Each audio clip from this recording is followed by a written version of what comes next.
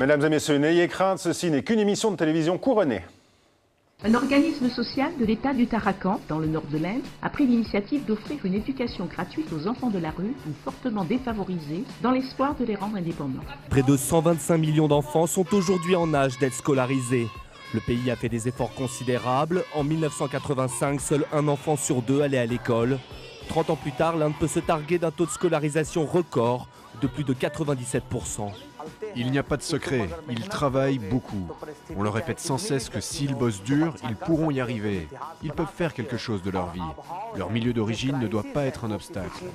Mesdames et messieurs, la princesse Françoise Sturza.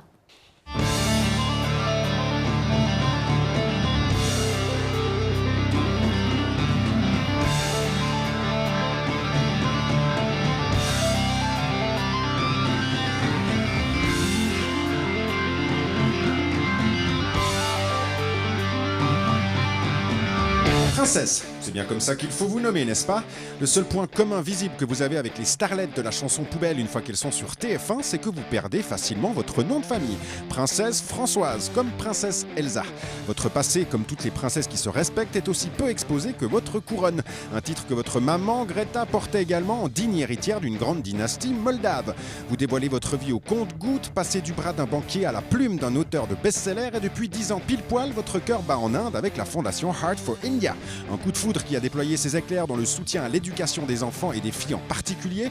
Une décennie d'action que vous célébrez en écrivant actuellement votre bouquin que vous jurez ne pas décrire comme une autobiographie. Oui, mais voilà, une princesse, normalement, c'est couronné. Pour le moment, Madame Françoise Sturza, pardon, princesse, c'est votre carrière qui est couronnée. De succès. Bon, allez, vous nous rejoignez ?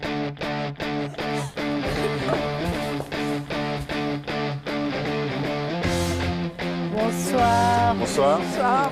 Bienvenue. Merci. Première question.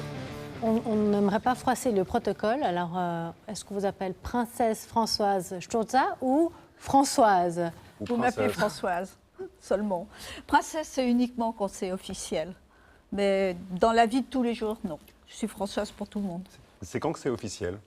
C'est officiel quand vous êtes, par exemple, à la Cour de Belgique, où vous êtes, je représente la Fondation en Inde, où là, je dois mettre en avant ces avantages. Ça vous ouvre des portes. Il faut pas être, il faut comprendre que les gens sont intéressés, entre guillemets, et la vie de princesse n'est pas ce qu'on croit, mais le titre sert à quelque chose, en tout cas. En tout cas, ça fait rêver. Ça fait rêver tout le monde, mais la vie n'est pas un rêve. La vie est la même que pour tout un chacun. Moi, j'ai travaillé toute ma vie et j'ai créé des entreprises. J'ai créé un peu plus tard Art for India et ma vie a été une action permanente. Je ne trouve pas que parce que vous avez un background, or vous avez un titre ou vous êtes le fils de, que vous êtes quelqu'un. Vous êtes quelqu'un uniquement si vous faites quelque chose. Le nom, c'est accessoire. Mais de temps en temps, ça aide, je dois dire. Et le titre de princesse devrait pouvoir aussi ouvrir quelques portes sur Internet et sur les réseaux sociaux. C'est droit dans le mur. Oui, mais sauf que non. Vous n'êtes pas du tout sur les réseaux sociaux. Vous êtes invisible sur les réseaux sociaux. Alors j'ai tapé princesse sur les réseaux sociaux, on trouve des choses un peu bizarres, mais on ne vous trouve pas. Normalement, je fouille votre compte Facebook, votre compte Twitter, vous n'y êtes pas. Une princesse. Bon, mais si on Google, oui, on vous trouve. Alors Google, oui, mais les réseaux sociaux, pas. Une princesse n'a pas besoin d'être sur les réseaux sociaux. Non, c'est pas ça. Je pense qu'il était jusqu'à présent plus important d'être sur les réseaux sociaux au nom de la Fondation. Alors, vous y êtes avec la Fondation, vous Oui. n'êtes pas non plus très, très active, il faut le dire. Nous sommes 2 à travailler, et donc pour toute la Fondation, et à Genève, et on a un travail de fou furieux. L'année prochaine, c'est un de nos buts, c'est vraiment de développer le côté réseaux sociaux dans tous les sens, d'autant plus que nous nous sommes adjoints Satya Oblet, qui est un Indien très connu dans le modeling, etc., et qui maintenant nous a rejoints parce qu'il lui manquait une dimension dans sa vie. Il est indien, adopté par des Français, et donc il ressent le besoin de donner quelque chose à son pays. Pour revenir à vos réseaux sociaux... Mais vous n'êtes pas un peu curieuse d'aller voir ce qui se passe? Mais moi, je regarde la télé toute la journée, je regarde les informations toute la journée. C'est une bonne nouvelle, déjà. Non, moi, j'aime la politique, j'aime l'économie, j'aime ce qui se passe dans le monde. Je m'intéresse à beaucoup de sujets. Que ce soit la planète, l'environnement, que ce soit le Big Bang, comment le monde a commencé. Et on se rapproche de plus en plus près chaque jour, c'est génial. Ça me passionne, l'histoire, la géographie, enfin tout, la géopolitique, je dirais plutôt. Mais c'est vrai que, vu mon grand âge, eh bien, je n'ai pas encore vraiment attaqué les réseaux sociaux. Mais attendez-vous. Mais je vais vous dire, vous ratez des vidéos de petits chatons et l'approximation de la presse en ligne quand il y a des drames comme ce qui se passe aujourd'hui à Paris. Vous ratez pas grand-chose, je vais vous le dire, moi je perds beaucoup de temps là-dessus. Je crois que vous ratez pas grand-chose. Non mais Françoise, vous voulez, vous allez, vous y... Alors l'année prochaine, j'ai l'intention effectivement de m'atteler à développer toutes les activités que je fais. Parce que je ne m'occupe pas, je m'occupe 100% de la fondation, mais j'ai un tas d'autres activités de création notamment. Et je crée des bijoux, je crée des vêtements, enfin bref, beaucoup de choses m'intéressent. Et je suis en train d'écrire un livre qui n'est pas une autobiographie, mais qui est relié à ma biographie. Voilà. Ce sont des séquences de vie, des séquences de bonheur et des séquences de très grandes difficultés que tout le monde traverse, que vous soyez princesse ou pas. Vous êtes des êtres humains normaux. Vous avez votre côté émotionnel qui est très très chargé. Et donc j'ai écrit ce livre à la fois pour faire comprendre comment on peut passer d'un prince et jusqu'à épouser quelqu'un qu'on appelle un pirate, mais qui en fait a été l'ennemi l'ennemi public numéro 1 d'Australie pendant 10 ans.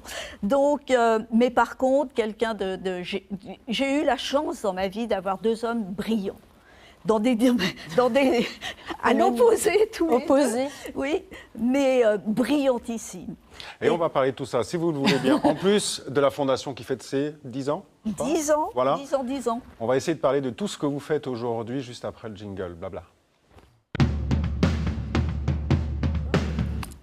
Alors effectivement, Françoise, une vie de princesse, un peu comme dans un conte. Vous allez effectivement le relater dans quelques mois. On aura la chance de lire tout ça. Mais c'est très intéressant, cette vie dans le monde de la finance. Et vous passez dans le monde de la littérature avec effectivement votre second mari qui, lui, était un repris de justice.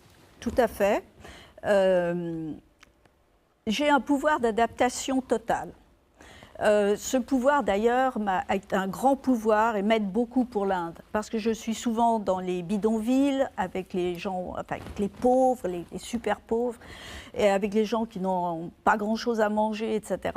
Donc, j'ai de la chance d'avoir ce pouvoir d'adaptation en moi, et qui aussi est une forme de grande curiosité. Donc, je suis tout à fait là pour vous. Oui, là, vous êtes au bon endroit. Et donc, c'est vrai que je passe très facilement d'un dîner princier ou n'importe quoi, enfin, disons, dans la société, comme je passe dans les rues de Bombay ou de Chennai ou de n'importe où en Inde, parce que j'adore l'Inde, et là, je mange dehors avec les travailleurs, je bois mon thé, mon chai dans la rue, il n'y a rien de meilleur que ça de toute façon, et voilà, j'ai un pouvoir d'adaptation. Alors c'est vrai que je suis passée à un deuxième mari, qui est un être... tout à fait hors norme. Alors, on le rappelle quand même, hein, c'est Gregory David Roberts qui a écrit un best-seller, Shantaram. Est-ce que le fait de le côtoyer fait qu'on se lance dans un bouquin? C'est ça aussi? Non, non. j'ai pensé que le bouquin n'est pas axé uniquement sur Greg. Le bouquin est plus axé sur mes expériences de vie. Le fait de l'écrire, est-ce que le fait de côtoyer le quotidien d'un écrivain, est-ce que ça donne envie d'écrire en fait? Non. Côtoyé. Là, je vous réponds parce qu'il y en a que ça retient non, aussi. Parce que le quotidien d'un écrivain, c'est pas facilement la chose la plus simple à vivre. C'est un artiste. Un écrivain, c'est à la base un artiste. Et les artistes sont comme sont tous les artistes, dans tous les domaines. Eh bien, ils ont leur moment de phase où ils sont happy, où ils sont heureux, où ça marche, où ils sont contents d'eux, etc. Une période où il ne faut pas les emmerder. Exactement. Voilà. Vous avez tout fait. Alors, on en a un sur le plateau. Je n'ai pas encore écrit de best-seller, mais j'emmerde déjà tout le monde. C'est pas mal. Oui, mais alors justement, ce qui est quand même intéressant dans votre parcours, vous dites un pouvoir d'adaptation, mais c'est au-delà de ça, parce qu'il y a un protocole, il y a des normes, et on doit s'affranchir de ces normes. Lorsqu'on décide de dire, OK, moi, je viens d'où je viens, mais je décide de vivre ma vie avec un homme hors norme, et de vous afficher avec lui, c'est pas seulement de l'adaptation. J'ai eu beaucoup de chance, dans la mesure où, quand nous avons décidé, quand Greg m'a demandé en mariage, Comment est-ce que ça se demande en mariage, une princesse? Ça, je me demande, moi. Si un jour je tombe sur une jolie princesse, je fais comment? Un genou à terre. Ça s'est passé à Bombay. Et donc, à l'époque, nous avions une très grande terrasse, magnifique terrasse. Et Greg avait installé des saris par terre sur la terrasse, etc. Un grand fauteuil couvert aussi de saris de couleur, des bougies et des pétales de fleurs par terre. Et il est avec des bougies, non parce que c'était la nuit, c'était à minuit et demi, donc imaginez. Et donc il est venu, il a mis un genou en terre et il m'a demandé de l'épouser. Donc il faut être kitsch. D'accord. C'est pas kitsch, c'est romantique. Voilà, exactement, c'est magnifique. C'est superbe. Alors Françoise, on va aussi parler de votre engagement pour l'Inde. Vous êtes tombée amoureuse de l'Inde, ensuite de votre second mari en Inde. C'est un pays qui est très important pour vous et vous avez décidé de vous engager depuis 10 ans pour les enfants défavorisés et notamment pour les filles, pour leur donner une éducation. Oui. Alors, Heart for India, c'est votre fondation. Oui, tout à fait. J'ai aimé l'Inde dès le premier pas que j'ai fait dans ce pays. Il y a des choses qui sont inexplicables et ça fait partie de l'inexplicable. Mais je savais que c'était l'endroit où je ferais quelque chose. J'ai beaucoup travaillé, mais j'estime que j'ai eu beaucoup de chance aussi de réussir. Et donc, redonner était quelque chose qui était dans moi. J'avais déjà participé à une autre fondation pour la Roumanie. Nous avions mené à bien la mission. Et donc, quand j'ai mis le pied en Inde, j'ai dit, maintenant c'est là. C'est là parce que, effectivement, si nous parlions seulement des jeunes femmes, les jeunes femmes, la femme en Inde n'est pas considérée. La femme, elle est faite pour être mariée, pour que le mari qui l'épouse reçoive une dot. Les parents s'endettent pour ce genre de choses et croulent sous les dettes jusqu'à la fin de leur Du coup, ça se passe comment quand une femme décide de s'investir? Est-ce que vous avez rencontré des barrières? Oui. On fait comment pour s'imposer au-delà du titre, hein? Ah oui, non, c'est une question de caractère. Soit vous êtes convaincu de ce que vous faites, soit vous ne l'êtes pas. Moi, je suis convaincue que l'être humain a besoin de s'améliorer. Et on le voit de nos jours avec ce qui s'est passé dernièrement. Nous sommes plus des animaux que des êtres humains. Notre conscience humaine est encore très basse par rapport à nos réactions animales. Ça veut dire que j'ai pensé que l'éducation est la seule chose valable si vous voulez sortir de la pauvreté. Sortir de la pauvreté, c'est vraiment la pauvreté extrême. Toutes nos élèves, par exemple, ont des familles analphabètes. Donc, il y a 300 millions d'analphabètes en Inde. Je ne sais pas si vous vous rendez compte. Mais concrètement, comment la Fondation travaille sur place? Comment ça se Intervient. passe? Comment on choisit On va choisir les filles, finalement qui... Non. Alors, on commence déjà par, pour assurer la base, c'est assurer l'école depuis l'âge de 3 ans, le jardin d'enfants, jusqu'à 12e standard, qui correspond à un baccalauréat, pas le niveau de la maturité, mais à un baccalauréat. Donc, ça veut dire qu'on a en charge garçons et filles jusqu'à 17-18 ans. Et après, toute notre action est axée sur les jeunes femmes, sur leurs droits, sur leur formation professionnelle qui dure 1 année, avec laquelle elles réussissent à 98%. C'est inimaginable, ils n'ont jamais vu ça en Inde. 98% de succès. Ces 98% de jeunes femmes ont tout un travail avant même d'avoir fini la scolarité complète de l'année. Parce que la réputation de la Fondation, les résultats qu'on a obtenus dans nos écoles gouvernementales, les élèves, ils sont passés d'un taux de succès de 40% à maintenant 90%.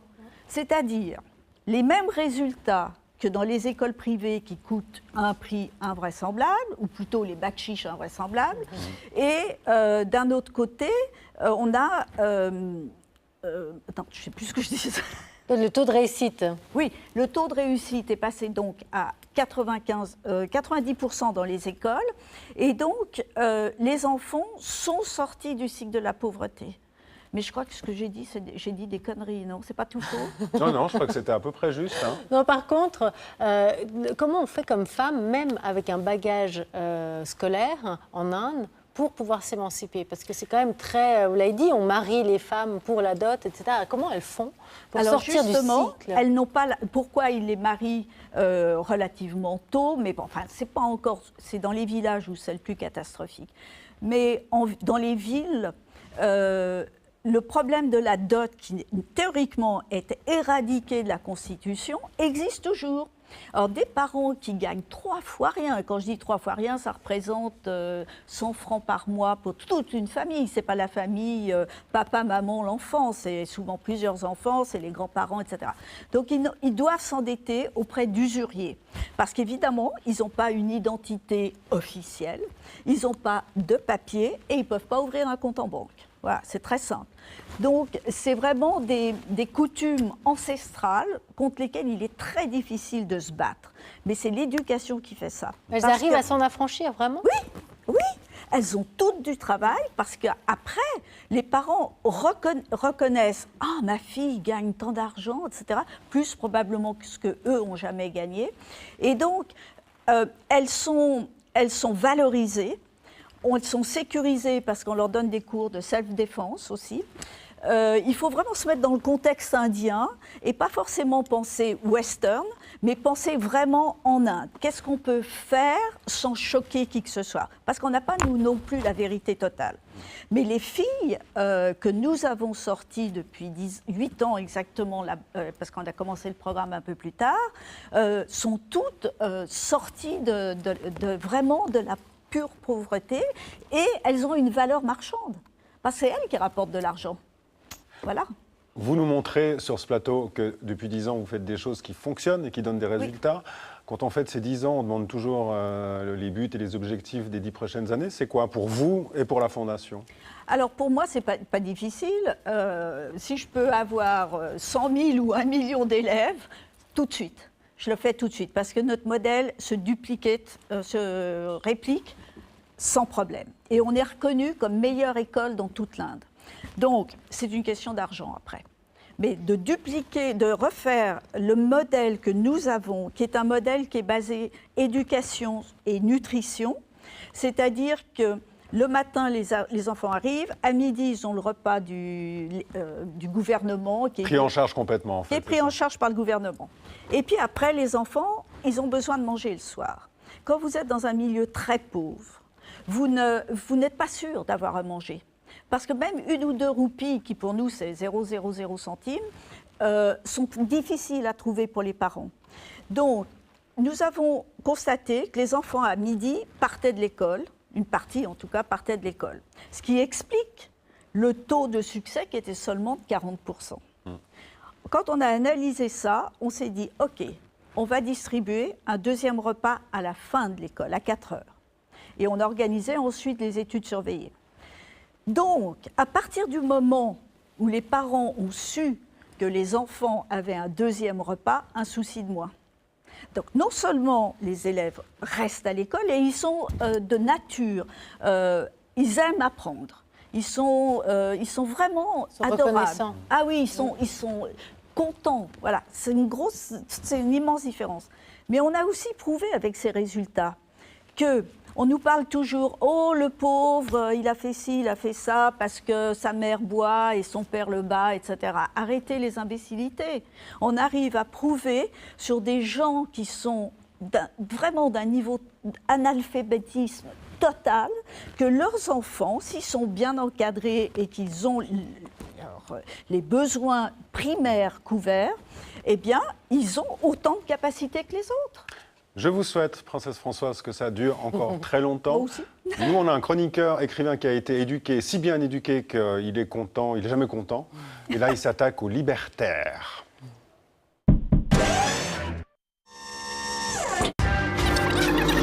Mais ne vous leurrez pas, nous n'avons pas besoin de vous. Vous ne nous rapportez rien. Bientôt, vous n'existerez plus. Chers libertaires, vous êtes une minorité. La liberté n'intéresse plus personne. Prendre sa défense est devenu désuet, ringard, presque suspect. Après tout, la dépénalisation du cannabis passionne avant tout les fumeurs, tout comme les taxes sur l'alcool concernent les buveurs. Les autres, ceux qui n'y touchent pas, haussent les épaules. Ça ne les regarde pas. Et même, pourquoi ne pas être un peu plus dur? Ne pas serrer un peu la vis si ça peut rapporter quelque chose, si ça peut amener du confort, une réduction du coût de la santé, quelques diminutions d'impôts. La liberté ne fait plus recette. Elle n'intéresse personne, elle ne rapporte rien et elle semble même un peu louche. Qui voudrait encore se fatiguer pour elle, s'user, se mouiller? Qui viendra dire qu'un évêque devrait pouvoir citer intégralement la Bible, même s'il y est question d'immoler les tentes? Qui se tiendra raide pour défendre les incendiaires du drapeau national, les pourfendeurs de prophètes, les humoristes malséants? Voltaire est dans toutes les bouches, mais c'est pour mieux le mastiquer, pour mieux l'avaler, pour mieux le digérer, pour mieux l'évacuer. Chers libertaires, on chante la liberté sur tous les tons, mais ne vous leurrez pas, nous n'avons pas besoin de vous. Vous ne nous rapportez rien, bientôt vous n'existerez plus.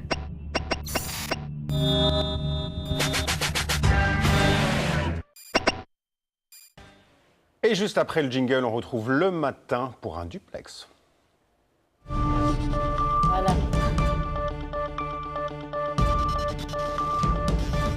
Avec le journaliste Thierry Brand. Bonsoir Thierry, sur quoi vous travaillez ce soir? Bonsoir Fred, bonsoir Leïla, bonsoir Votre Altesse. Je ne sais pas, il faut que je fasse une génuflexion. Nous allons évoquer évidemment la suite des attentats de Paris. Il ne vous a pas échappé que l'actualité est toujours brûlante dans la capitale française aujourd'hui. Alors nous allons à l'intérieur de ce sujet vous parler d'une petite histoire. C'est celle de la chienne du RAID, qui est l'unité d'intervention de la police nationale française, qui est morte dans l'assaut puisque c'est la première qui est entrée dans l'appartement des terroristes ce matin et qui a été tuée. Et il se trouve que la police nationale française a fait un hashtag « Je suis chien ». Et ce hashtag a fait le tour du monde, et puis avec des commentaires divers et variés sur l'histoire de cette chienne qui est morte. Voilà. Et vous voulez que je fasse un commentaire là-dessus? Voilà, exactement, Françoise. Qu'en pensez-vous si vous lisez cette nouvelle demain? Je pense qu'il faut la prendre au second degré.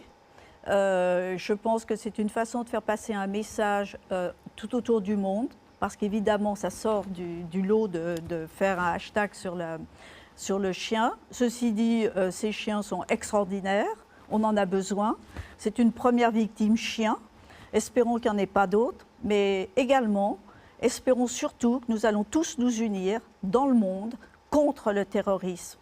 Et je pense que pendant la Deuxième Guerre mondiale, qu'est-ce qui s'est passé? Il y a eu la résistance.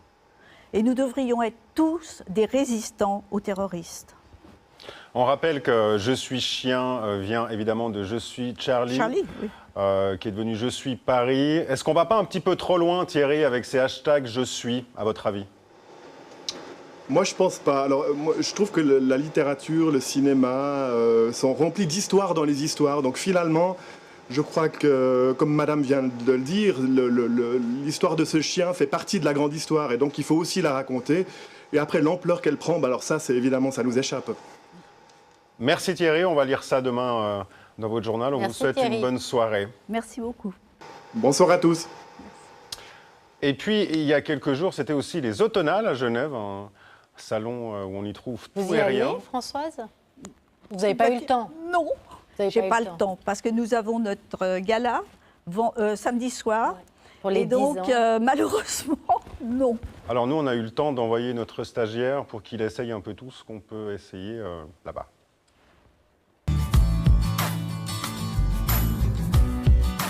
Les Automnales, de belles rencontres.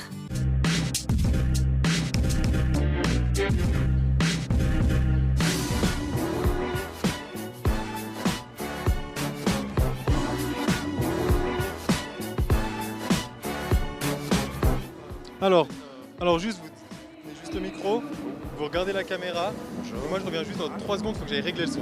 J'arrive, hein. D'accord. Donc vous fixez bien la caméra. Ah.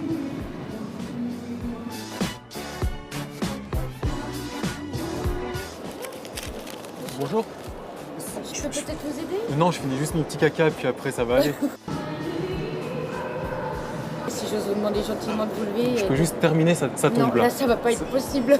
Le micro marche pas très bien, donc on va pouvoir parler un peu fort. Oui, d'accord. Alors, comment vous appelez? Lorella. D'accord, il faudra parler plus fort que ça alors. Alors, comment vous avez trouvé ces Automnales?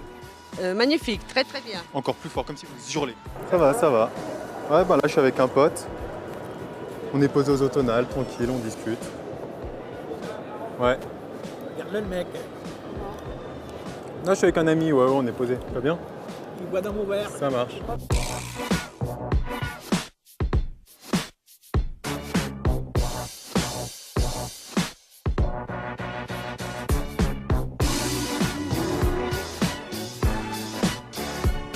Des boucles d'oreilles, du foie gras, du vin et du polichon, des sacs, des chaussures, plein de choses, plein de cadeaux de Noël. Bonjour.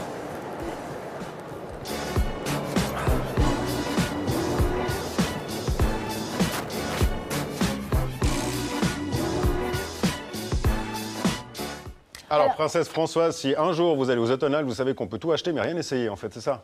Non, mais surtout, alors, on va vous offrir pour les 10 ans du gala, Toufik va venir faire de l'animation. Oui, bienvenue, tout de suite, j'adore ce genre de gag. C'est enregistré, hein? Ça, c'est enregistré. Si jamais vous refusez l'entrée à notre stagiaire, on repassera cette... Oui, on va lui dire. Quand je tiens... D'ailleurs, il est juste derrière la caméra, là, il sourit, il est content. Hello. Non, mais je tiens toujours ma parole. Bon, alors Françoise, samedi soir, c'est le grand gala. Oui. Pour ces 10 ans, vous avez voulu marquer le coup. Oui. Mais surtout, le but le plus important, c'est de récolter des fonds pour continuer. Exactement. Donc, nous allons essayer de faire le plus beau gala de ceux que nous avons déjà fait sur le thème d'une nuit dans les Himalayas. Et pour ce faire, on a la grande chance d'avoir Sylvain Saudan et Jean Troyet, qui sont des grands himalayistes, avec des histoires totalement différentes, qui seront présents. Nous avons réuni 320 amis, parce qu'ils deviennent tous des amis de toute façon, qui viennent du monde entier. Et donc, nous allons avoir un super spectacle avec Umberto Tozzi qui donne un vrai concert. C'est en direct. Ça va faire plaisir à ma maman. Peut-être, mais ça plaît à tout le monde. Parce que quand j'ai appelé mes amis américains et j'ai dit Umberto Tozzi, niet, et j'ai dit Ti amo. Ah oui, Ti amo, tout le monde connaît. Et donc, on a envie de faire quelque chose qui ait beaucoup d'atmosphère, beaucoup de sensibilité, et aussi que les gens participent vraiment. 1 franc égale 8 repas. 1 franc suisse ou $1, c'est à peu près pareil maintenant. Donc 10 francs, c'est 80 repas. On distribue 660 000 repas par an. Donc c'est entre autres, évidemment, on fait beaucoup d'autres choses, beaucoup de choses culturelles. On ouvre les enfants aux human rights, aux droits de l'homme, qui est pour moi la base de l'éducation, en fait. Ce que je vous propose, princesse, j'adore dire ça. Allez-y. On va vous laisser 30 secondes pour convaincre encore plein de gens de vous aider, de vous soutenir. Vous avez la caméra qui est là-bas. Face caméra. On vous laisse finir l'émission. toute seule. Merci d'être venu. Merci beaucoup. Merci Et on vous à laisse vous. terminer l'émission comme vous le sentez. Très gentil. Je pense que nous pouvons tous ouvrir nos bras à ces enfants qui ont faim, qui n'ont seulement faim de nourriture, mais ont faim de connaissances. Et les serrer contre nous parce qu'ils ont besoin d'amour. Merci de nous aider.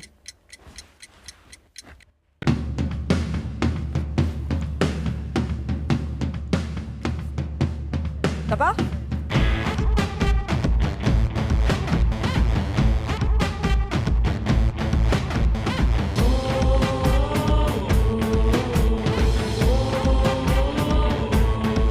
Laetitia, comment allez-vous utiliser votre notoriété? Dans quel but? Et qu'est-ce que vous allez faire maintenant?